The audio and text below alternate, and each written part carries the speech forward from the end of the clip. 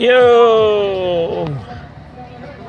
Dito kami swimming at picnic sa tabing ilog o Sorobio, Pangasinan. Ayun o, mahiwagang bisyo ni Tatang, nag-i-enjoy habang dala-dala kanya. Ayun, narinig niya yata paubos na yung yosin niya.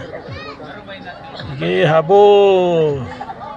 Nako, nag-enjoy din si Tatang ah. Okay, ganyan. Lubog na naman. Alright, enjoy your day.